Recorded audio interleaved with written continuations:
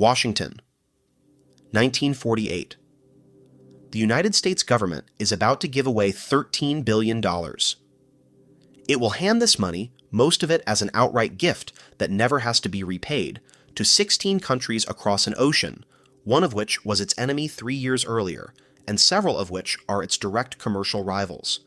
In the entire history of nations, states do not do this. States do not give away fortunes to foreign countries and ask for nothing in return. Except that the United States did ask for something in return, and what it received was worth more than any loan could ever have repaid. You know this story as the Marshall Plan. It is remembered, taught, and celebrated as one of the most generous acts one nation has ever performed for others.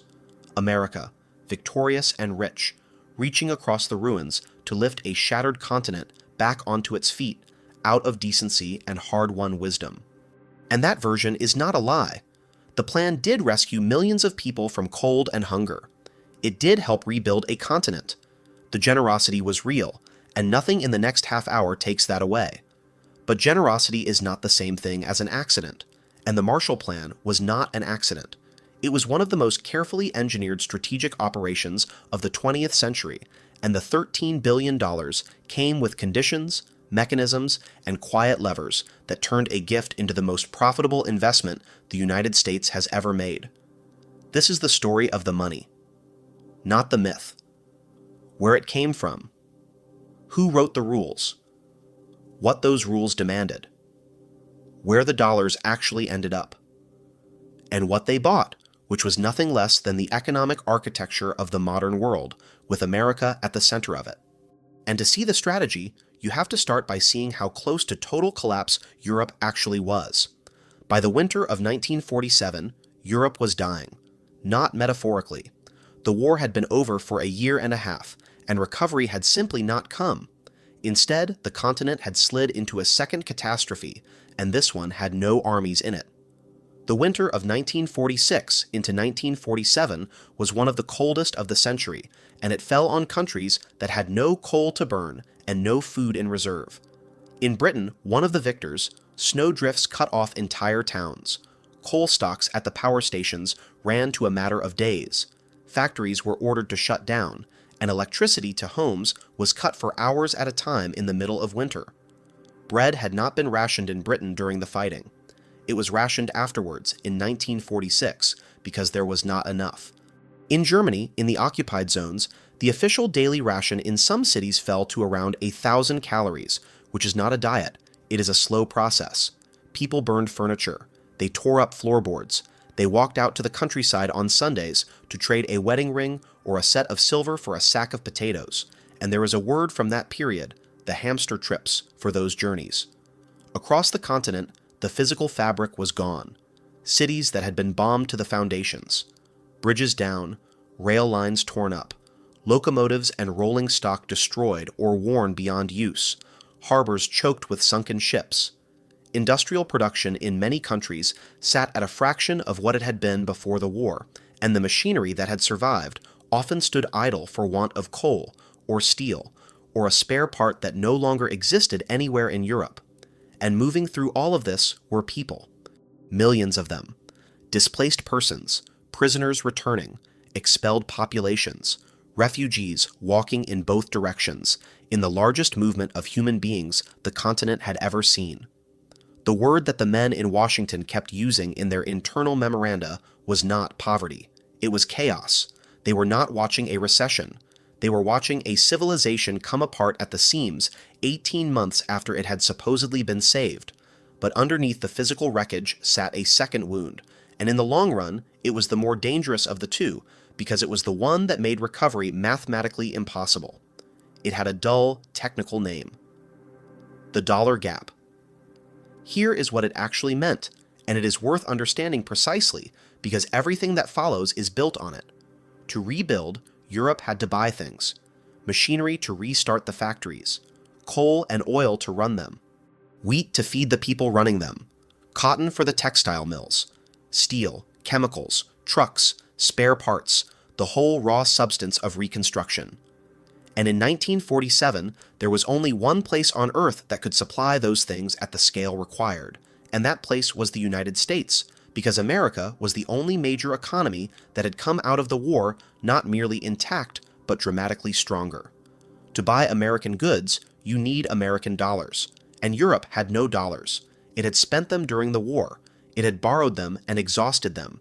Its export industries, the thing that earns foreign currency, were flattened, so it had almost nothing to sell to earn more.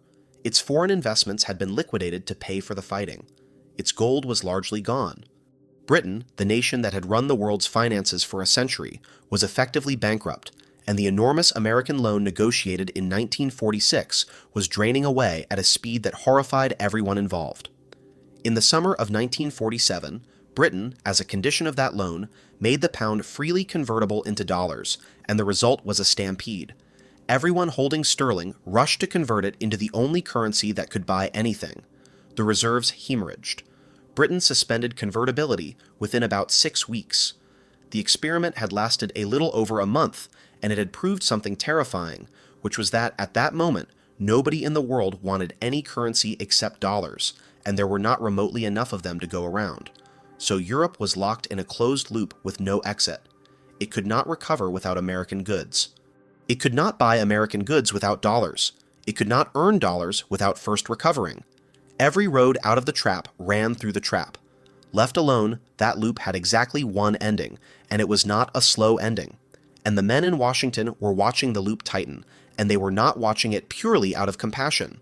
They were watching it because Europe's problem was quietly and enormously America's problem too, because a giant needs somebody to sell to. The United States had come out of the war as an industrial power with no equal in the history of the world. By some measures, it was producing around half of everything manufactured on the entire planet. Its factories had been built out and retooled at extraordinary speed for the war. Its workforce was intact. Its cities had never been bombed. Its farmland had never been fought over. It was, in 1947, in the strongest economic position any single country had ever occupied. And that position carries a very specific vulnerability. A country producing half the world's manufactured goods needs the other half of the world to be able to buy them. American factories were converting back to civilian production, and they needed customers. American farms had massively expanded output to feed the Allied war effort, and they needed markets. And the men running American economic policy carried a memory that was still fresh and still frightening. The Great Depression. It had ended in practical terms because of war spending. Now the war spending was over. There was a genuine and widely held fear in Washington that the American economy, having been carried for 6 years by government orders, would fall straight back into mass unemployment the moment those orders stopped. And the surest possible way to guarantee that outcome was to allow the largest potential market on Earth, Europe, to sink into permanent poverty behind a wall of no money.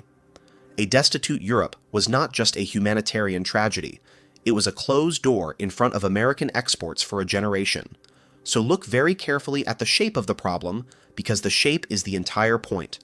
Europe had needs and no dollars. America had goods and needed buyers.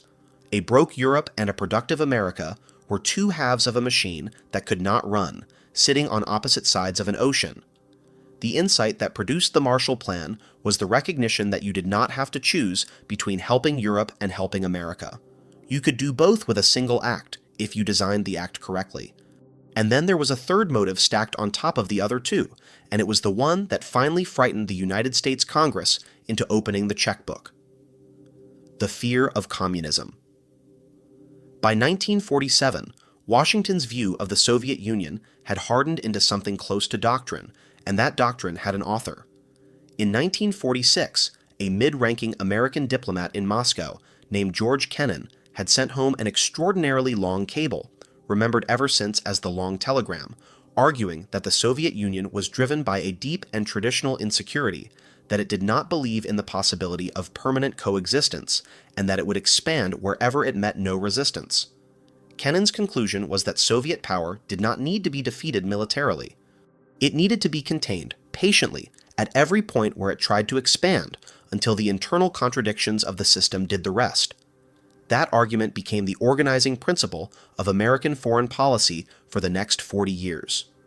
In March of 1947, it acquired a public face. Britain, out of money, informed Washington that it could no longer sustain its support for the government of Greece, which was fighting a communist insurgency, or for Turkey, which was under Soviet pressure. President Truman went before Congress and asked for the money to take Britain's place, and framed the request in the broadest possible terms, saying that it must be the policy of the United States to support free peoples resisting subjugation. That was the Truman Doctrine, and it committed the United States, in principle, to holding a line it had not previously admitted existed. But Greece and Turkey were the periphery. The real prize was the industrial core of Western Europe, and in 1947, that core looked genuinely unstable.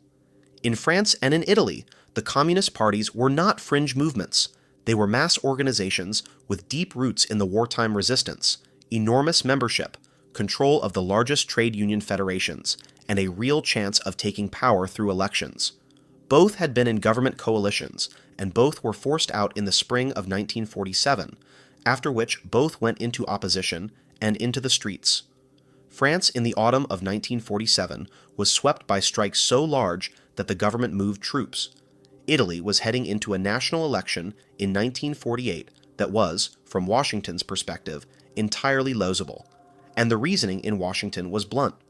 Cold, hungry, hopeless people look for somebody to blame and something to believe in.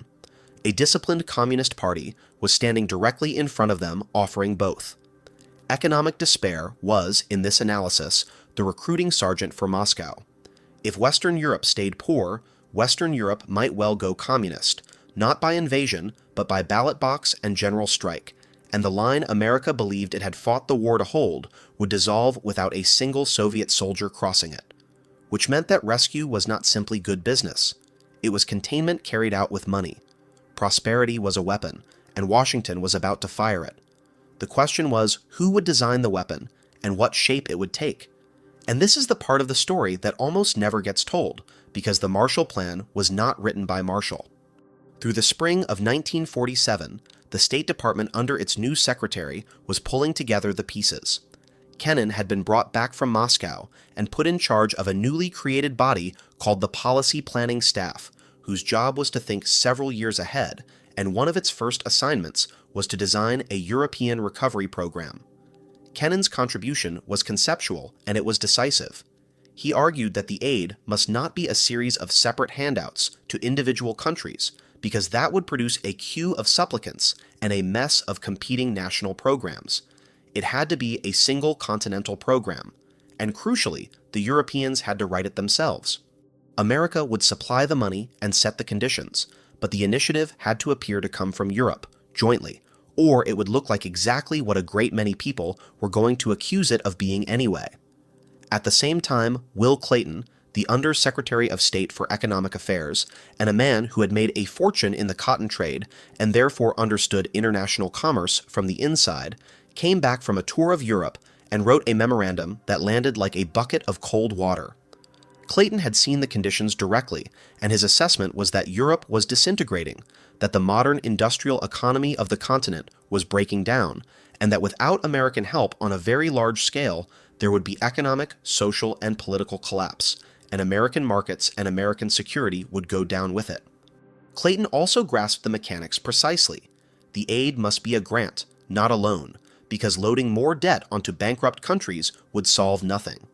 And before the announcement, Washington ran a test. In May of 1947, the Under-Secretary of State, Dean Acheson, gave a speech in the small town of Cleveland, Mississippi, to a gathering of Delta farmers and businessmen in which he laid out the whole argument. Europe's plight, America's stake in it, the necessity of very large assistance. It was a trial balloon, deliberately floated in an unglamorous venue, to see how the argument played in the American heartland before it was attached to the government's most respected name. That name belonged to George Catlett Marshall, and on the 5th of June, 1947, he stood up to give a commencement address at Harvard University. Marshall was not a politician and had never run for anything. He was a soldier, a 5-star general, the man who had been Army Chief of Staff for the entirety of the war, who had built the American Army from a small peacetime force into the largest military machine on Earth, and who was widely regarded as the organizer of Allied victory. Churchill had called him the true architect of it. His prestige was immense, and decisively it crossed party lines, which is precisely why the policy was hung on his name rather than on the name of a president who was unpopular and facing a Republican Congress in an election cycle. The speech was short. It was delivered in a flat, unemphatic manner, and Marshall was not a natural orator. He described a Europe whose economic structure had been dislocated by the war in ways that went far deeper than the visible destruction, where the machinery of exchange between town and countryside had broken down, where the farmer had no reason to sell his produce for money that could buy nothing. And then he said the line that gave the whole thing its moral frame. American policy, he said, was directed not against any country or any doctrine, but against hunger, poverty, desperation, and chaos. And then he did the thing that Kennan had insisted upon. He did not announce a plan. He issued an invitation. It was not fitting, he said, for the United States to draw up unilaterally a program designed to put Europe back on its feet. That was the business of the Europeans. The initiative must come from them. America would help them draft it and would support it, but they had to come together and agree what they needed. The American press barely covered it. It was a commencement address at a university in June, but the State Department had taken a quiet precaution and had made sure that the text reached London ahead of time. In Britain, the Foreign Secretary, Ernest Bevin, heard the speech on the radio. Bevin was a former trade union leader, a large, blunt, immensely shrewd man who had come up through the docks and had no illusions about anything, and he understood instantly what had just been offered and how fragile it was. He is supposed to have described it later as the greatest lifeline in history, and rather than waiting for a formal diplomatic approach, he moved within hours. He got hold of the French foreign minister, Georges Bidault. Within days, the two of them were meeting in Paris. Bevin's judgment was that the offer had to be seized immediately, publicly and enthusiastically, before Washington could reconsider or before American domestic politics could strangle it. He was right to hurry, and he was also about to preside over the moment the continent split in two. If you are getting something out of this, take a second to subscribe. This channel takes apart the deals, the aid programs, and the financial machinery that quietly built the world you live in, and there is a new one every week. Because there was one enormous question hanging over the Paris talks, and it was this. The invitation had been extended to all of Europe, every country, including the Soviet Union and including the nations of Eastern Europe that the Red Army now occupied. On the surface, that looks like the purest imaginable gesture of goodwill. Aid offered even to the rival. Assistance to the whole continent without ideological test. Read the conditions attached, and a very different design comes into focus. To receive the money, a country had to open its economic accounts, disclose its production, its resources, and its needs to a joint body. It had to coordinate its recovery plan with its neighbors and accept a collective allocation of the aid. It had to move toward removing barriers to trade, and it had to accept American oversight of how the assistance was used. For a Western democracy with a market economy, those conditions were awkward but entirely livable. For Stalin's Soviet Union, a closed command economy built on total central control and near total secrecy, in which the true state of production was itself a state secret, they were unthinkable. Opening the books to a body containing American officials, submitting the Soviet economy to a joint European plan, loosening the barriers around a sealed system, and beyond that, allowing American money and American influence to flow into Poland, Hungary, Czechoslovakia, and the rest of the newly acquired Eastern Zone, which was the entire strategic gain the Soviet Union believed it had won at appalling cost. The conditions were not a trick, exactly. Every one of them had a genuine administrative justification, but they were designed by men who understood perfectly well how Moscow would have to answer, and the offer allowed Washington to make it while carrying no risk of having to pay for it. Moscow answered exactly as expected. Vyacheslav Molotov, the Soviet foreign minister, came to Paris at the end of June with a very large delegation, reportedly including scores of economists, which suggests the Soviets came at least half seriously. He sat down with Bevin and Bidault, and he probed for a version he could accept. His proposal was that each country should simply state what it needed, receive its money, and spend it as it saw fit, with no joint plan, no shared accounts, no collective machinery.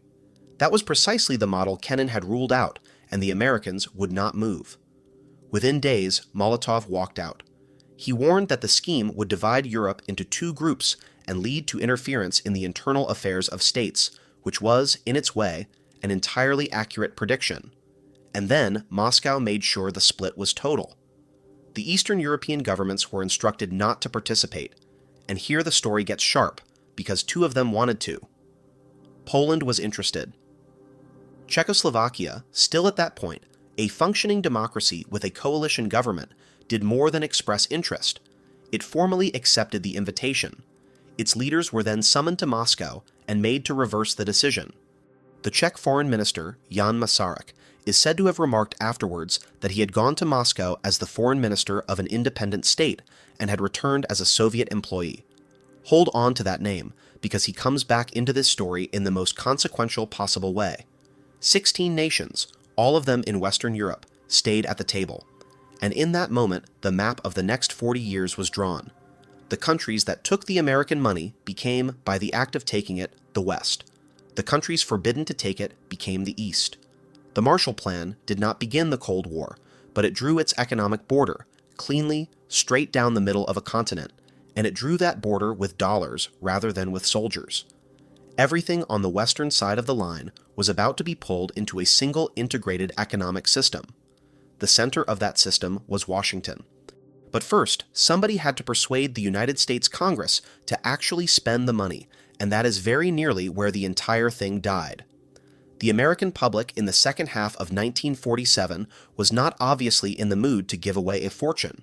The natural instinct after a long and expensive war is to bring the money home, cut taxes, and let the rest of the world sort itself out. There was a powerful isolationist current in American politics with deep historical roots, and the Congress elected in 1946 was Republican, cost-conscious, and not inclined to hand a Democratic president an enormous foreign spending program in the run-up to an election. And the sum was genuinely colossal. $17 billion was the initial request, over 4 years. In the money of that era, that was larger than the entire annual federal budget had been for most of the 1930s. Plenty of legislators looked at the number and simply refused. The objections were not stupid ones. Why should American taxpayers rebuild foreign countries, including Germany, the country that had started the war? Why should America underwrite European socialists, since several of the recipient governments were run by socialist parties nationalizing their own industries? What guarantee was there that the money would not simply vanish? Two things broke the resistance. The first was a man. Senator Arthur Vandenberg of Michigan was the chairman of the Senate Foreign Relations Committee, and he had spent most of his career as a committed isolationist.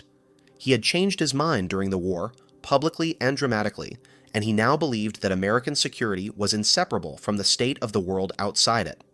Vandenberg was the single most important figure in getting the plan through, because he was a Republican, he was respected, and he could deliver Republican votes to a Democratic president's program. He insisted on changes, notably that the program be run by an independent agency headed by a businessman rather than by the State Department, which reassured the skeptics that this would be run as an investment and not as diplomacy.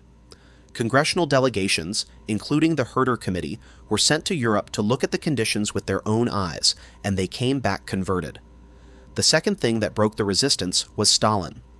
In February of 1948, the Communist Party of Czechoslovakia seized total control of the country in a coup, extinguishing the last functioning democracy in Central Europe in a matter of days. And in March, Jan Masaryk, the foreign minister, the man who had gone to Moscow and come back a Soviet employee, was found dead in the courtyard below his bathroom window at the Foreign Ministry in Prague. The official verdict was suicide. Almost nobody outside the new government believed it, and the world drew the obvious conclusion. To a watching United States Congress, Prague was a thunderclap. The abstract argument that economic weakness allowed communism to spread had just become a concrete event on the map, in a country with a democratic tradition, in the heart of Europe, with a body in a courtyard. Whatever hesitation remained collapsed. Within weeks, Congress passed the Economic Cooperation Act. Truman signed it in April of 1948. What had looked to many like reckless charity 6 months earlier now looked like urgent self-defense. The machine was built fast. A new agency, the Economic Cooperation Administration, was created to run the program, deliberately independent of the State Department, and it was put in the hands of Paul Hoffman, the president of the Studebaker Car Company. Not a diplomat, not an economist, a manufacturer who talked about the program in the language of productivity, output, and markets. Avril Harriman, a railway heir, financier, and former ambassador to Moscow, ran the European end from Paris. Missions were set up in every recipient country, staffed with American economists, engineers, and industry men who sat inside the machinery of the host nation's economic planning. And the Europeans, as required, created their own joint body, the Organization for European Economic Cooperation, to receive the aid collectively and argue among themselves about how to divide it. Then the money began to move. And this is where you have to follow it very carefully, because the route the dollars took is the entire secret of the plan. Roughly $13 billion flowed from the United States to 16 Western European nations across about 4 years. Britain and France received the largest shares. West Germany, Italy, the Netherlands, and others received substantial amounts. And it is true, and it is important, that the overwhelming majority of this money, around 90% of it, took the form of grants. Gifts. Money the recipient nations did not have to repay.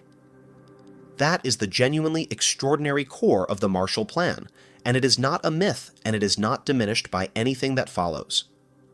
States almost never do this.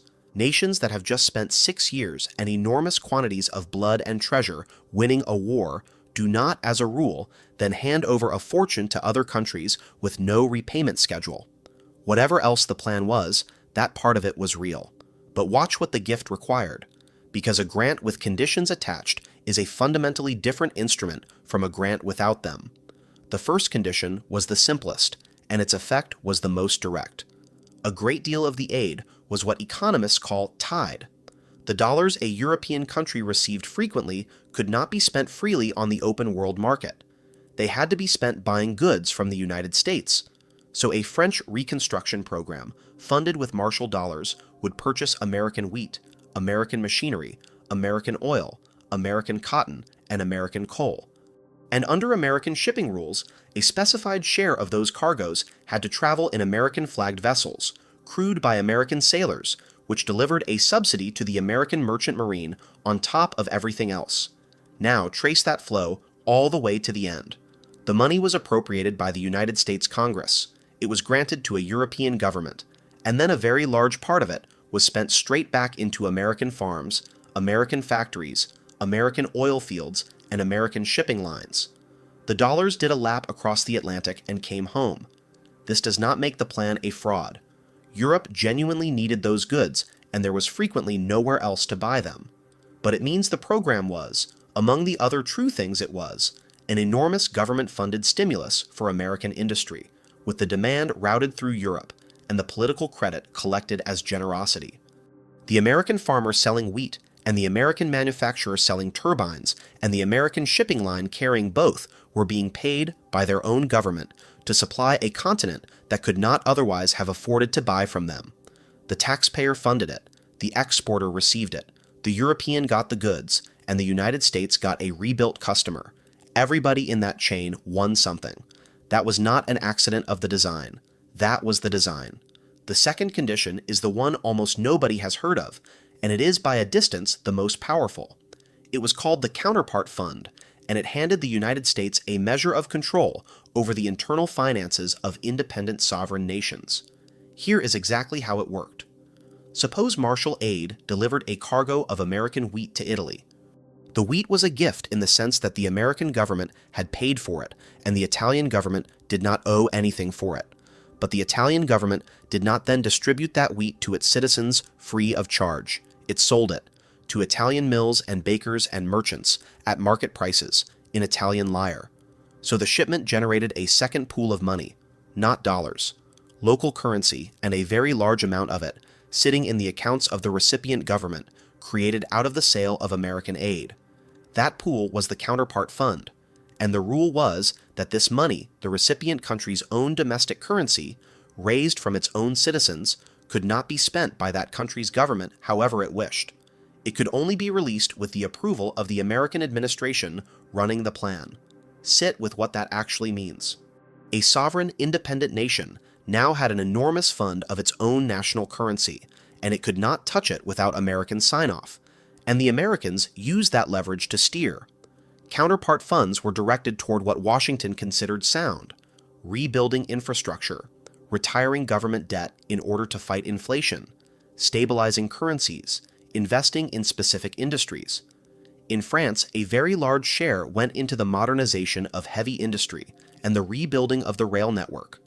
In Britain, at British insistence, most of it went into retiring debt. In Germany, it went heavily into industry and housing. And in each case, the American mission had a seat at the table where that was decided. Much of the time, the goals genuinely aligned, and much of the time, the pressure was cooperative rather than coercive. But make no mistake about the nature of the mechanism. Through the counterpart funds, the government of the United States acquired a standing, ongoing, institutionalized say in the domestic economic policy of a dozen other nations, not through conquest, not through occupation, through the design of a gift. That is a form of influence far deeper and far more durable than any loan, because it does not sit outside the recipient country demanding repayment. It sits inside the recipient country's own budget, quietly shaping what gets built. And there is a further detail about those funds that is not widely known and that changes the complexion of the whole program. A slice of the counterpart funds, in the region of 5%, was reserved for the use of the American administration itself to cover the costs of running the program inside each country. That was the stated purpose, and much of it did go on offices and staff and surveys. Part of it went somewhere else. Those funds became a source of financing for American covert operations in Western Europe, and they arrived at a moment when Washington had decided that the political battle for the continent could not be left to economics alone. Money moved to support non-communist trade unions in France and Italy, deliberately splitting the labor movement away from communist-controlled federations. It supported friendly newspapers, publishers, and political organizations.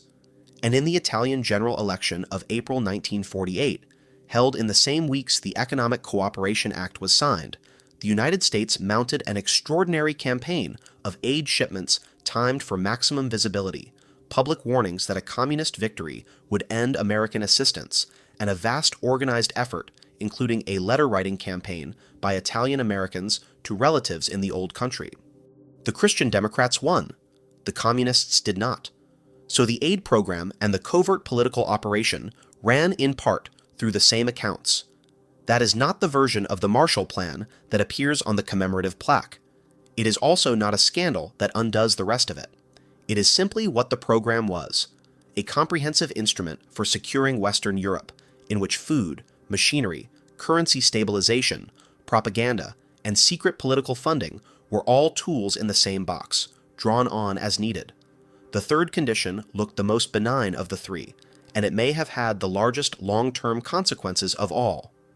To receive the aid, the European nations were required to cooperate with one another. They could not simply collect a check and go their separate ways. They had to sit down together, produce a joint recovery program, allocate the aid among themselves, and begin dismantling the barriers to trade between them. That was the reason for the Organization for European Economic Cooperation, and it meant that for the first time, French and British and Italian and Dutch officials sat in a permanent shared institution and haggled over a common economic future because the money depended on it. Then, in 1950, came a mechanism that mattered even more than the aid itself: the European Payments Union. The problem it solved was a strangling one. European currencies were not convertible, so trade between European countries had to be balanced bilaterally, pair by pair. France could only buy from Belgium what it could pay for in a currency Belgium would accept, which in practice meant trade was throttled down to the level of the smaller partner in every single relationship. It was like an economy where every transaction has to be a barter. The Payments Union, funded with American dollars, created a central clearing mechanism where all the European trade balances could be settled against each other collectively, with credit extended to countries in deficit. It meant a French surplus with Italy could offset a French deficit with Belgium. Intra-European trade was released from its cage, and it expanded enormously, and Europe moved back toward full currency convertibility. The habits, the institutions, and the mutual dependence built to administer all this fed directly into the process that eventually produced the European Common Market and, in time, the European Union. The United States pushed hard for European integration for reasons entirely of its own. A single, open, integrated European market was easier to sell into than a patchwork of protected national economies. It was a stronger bulwark against Soviet pressure, and it bound Germany into a structure with its neighbors rather than leaving it as a resentful and dangerous free agent. One of the great political projects of the 20th century, European unity, was in significant part midwifed by an American condition attached to American money. And then there was a fourth thing that the plan exported, which was not money at all, and whose effects may have outlasted every dollar. The program included a large technical assistance operation, and what it did was fly Europeans to America to be taught how Americans worked. Thousands of them. Managers, engineers, plant supervisors, technicians, and trade union officials were organized into productivity teams and sent across the Atlantic to tour American factories, steel mills, farms, and department stores, and to bring the methods home. What they were being shown was an entire industrial philosophy: standardization of parts, assembly line organization, time and motion study, the management of large enterprises by professional managers using accounting data rather than by owning families using instinct. And underneath all of it, the American article of faith that the point of increasing productivity is falling prices, rising volumes, higher wages, and mass consumption, so that the worker on the line can afford to buy the product coming off it. For European industry, a great deal of which was organized around small runs, high margins, protected national markets, and cartel agreements between rival firms, this was a genuine and disruptive conversion. Not everyone accepted it, and plenty resisted it. But the transfer of technique, of management method, and of the mass consumption model was one of the deepest things the plan carried, and it does not appear in any of the dollar figures. And all of it, all of the wheat and machinery and productivity missions, was accompanied by one of the largest peacetime propaganda operations ever mounted, because Washington had absolutely no intention of doing any of this anonymously. Every crate, every sack, every piece of machinery, and every ship carried the program's insignia, so that the shield and the words announcing aid from the United States of America were physically present on the docks of Rotterdam and Naples and Le Havre. Hundreds of documentary films were produced in local languages and screened across the recipient countries, many through mobile cinema vans that drove into towns and villages that had no cinema of their own and projected films onto walls. There were exhibitions, radio programs, poster campaigns, pamphlets, and competitions. The message was consistent. Recovery was arriving. It was arriving because of American friendship, and it was arriving because of a particular economic system. The plan was not only rebuilding Europe. It was, quite deliberately, teaching Europe who to thank and what to believe, and it was doing so at a moment when the alternative belief system had tanks parked 150 kilometers east of Frankfurt. Which brings us to the decision that exposes the cold strategic core of the whole enterprise more clearly than anything else. Germany. 3 years after Germany had laid waste to the continent, killed tens of millions of people, and run an industrial extermination program, the United States decided to include the western zones of Germany in the Marshall Plan and to rebuild them, deliberately and substantially. The scale of the reversal is hard to overstate. There had been serious American proposals at the end of the war to permanently deindustrialize Germany and turn it into an agricultural country. Those proposals were now dead. France was appalled. France had been invaded by Germany 3 times in 70 years, twice within living memory, and the prospect of a resurrected German industrial economy was, to Paris, the exact nightmare the war was supposed to have ended. But Washington's logic was strategic to the bone. Germany sat at the geographic and industrial center of Europe. Its coal and steel were the raw material of European recovery, and without German output, the rest of the continent could not rebuild at any speed, and a punished, impoverished, resentful Germany would not stay neutral. it would become unstable, and it would become available, and the Soviet Union was standing directly on the other side of it, holding the Eastern Zone, and making periodic offers about German unification and neutrality that Washington found genuinely alarming. So the decision was made. A prosperous West Germany, bolted firmly into the Western economy and the Western alliance, was worth more than a weak Germany that might drift. In June of 1948, the Western zones carried out a sweeping currency reform, replacing the collapsed and worthless Reichsmark with a new currency, the Deutsche Mark. And simultaneously, the German economics director Ludwig Erhard took the extraordinary step of abolishing most price controls and rationing regulations, largely on his own authority and to the alarm of the occupying authorities. The effect was immediate and near miraculous. Goods that had been hoarded because money was worthless, or traded on the black market for cigarettes, appeared in shop windows within days. The barter economy died. The formal economy restarted. Marshall aid did not create that recovery on its own, and Germany was not the largest recipient. But the aid supplied the raw materials, the food, and the foreign exchange that let the newly functioning economy actually produce, at precisely the moment reform unlocked it. The combination became the foundation of what the world soon called the German economic miracle. The country that had been the enemy was rebuilt, by design, into one of the load-bearing pillars of the American order in Europe. That is not sentiment. That is architecture. And the Soviets understood exactly what was happening, and they moved. Within days of the currency reform, Stalin blockaded West Berlin. The city sat as an isolated western island deep inside the Soviet occupation zone, and Moscow cut the roads, the railways, and the canals into it, betting that the Western powers would either abandon 2 million people or abandon their position in Germany.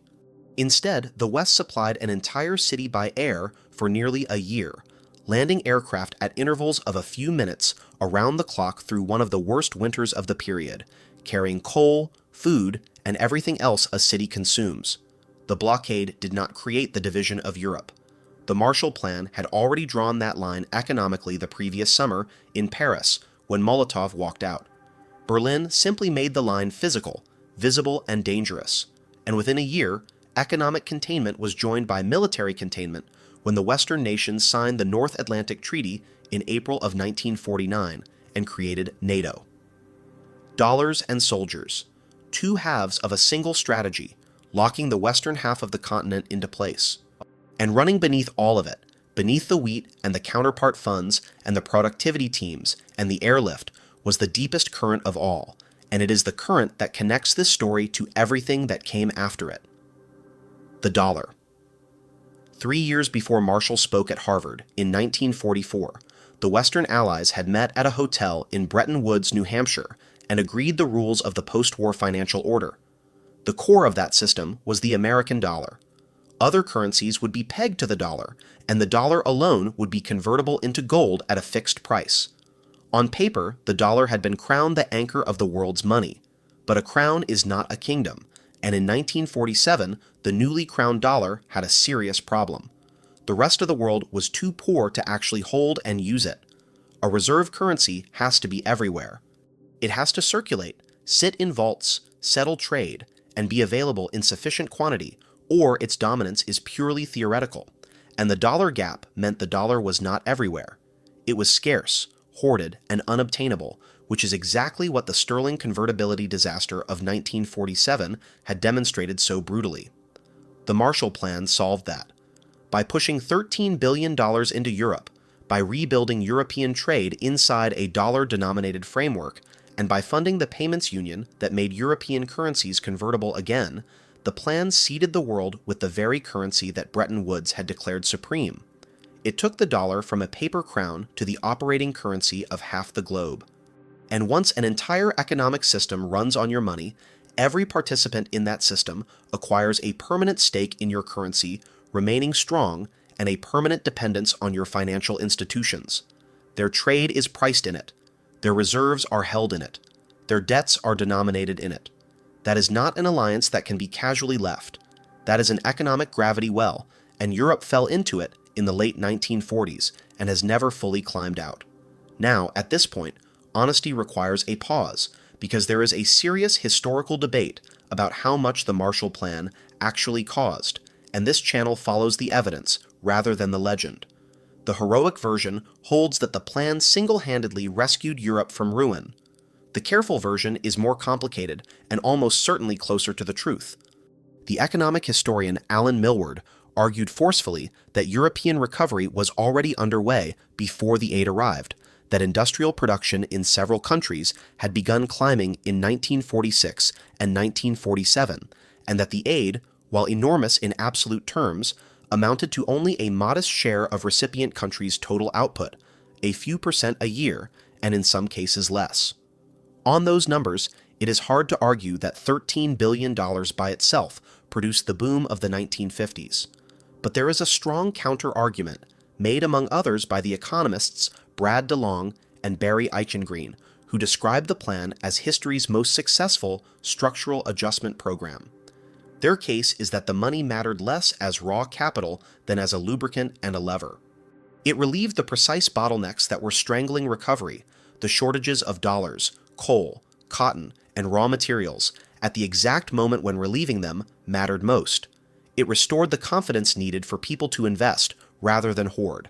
It gave governments the political room to take unpopular stabilization measures because the aid cushioned the pain.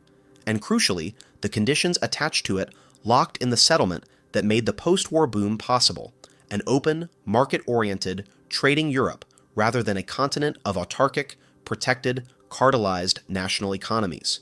Put those together, and the strongest reading is this: the plan probably did not, by itself, rebuild Europe. What it did was determine what kind of Europe got rebuilt. It bought the time, the stability, and the political consent in which recovery could take hold, and it ensured that the recovering continent would be integrated, open, capitalist, dollar-denominated, and aligned with Washington. Its economic contribution is debated. Its political and structural achievements are enormous and very largely uncontested. So step back and look at the whole machine, and then ask the only question that finally measures it. Was it worth it? The United States spent roughly $13 billion over 4 years. That was a very large sum, but measured against the American economy, of the time it amounted to something in the region of 5% of a single year's output, spread across 4 years. That was the price. Now count what it bought. It bought a rebuilt Western Europe that became, for the remainder of the century, the largest and richest export market on Earth for American goods, purchasing American products in volumes that dwarfed the original outlay many times over within a decade. It bought a block of stable, prosperous, capitalist democracies bound to the United States by trade, by shared institutions, by military alliance, and by gratitude. It bought the containment of communism along a line that then held for 40 years without a general war.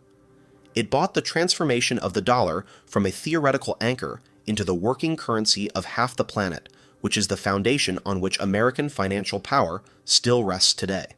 It bought the industrial recovery of Germany inside the Western camp, rather than outside it. And it bought the reputation, the sheer soft power, of being remembered by hundreds of millions of people as the nation that rebuilt its former enemies out of kindness. Set that return against that cost, and the conclusion is almost uncomfortable. The Marshall Plan may be the single most profitable investment any government has ever made. Around 5% of 1 year's national output to purchase the economic leadership of half the world for the rest of the century. No conquest in history has ever delivered a return remotely like it, and it was achieved without firing a shot, and it left the buyer admired rather than feared. And that is the part that both the sentimental version and the cynical version get wrong. It was not charity that happened to be useful.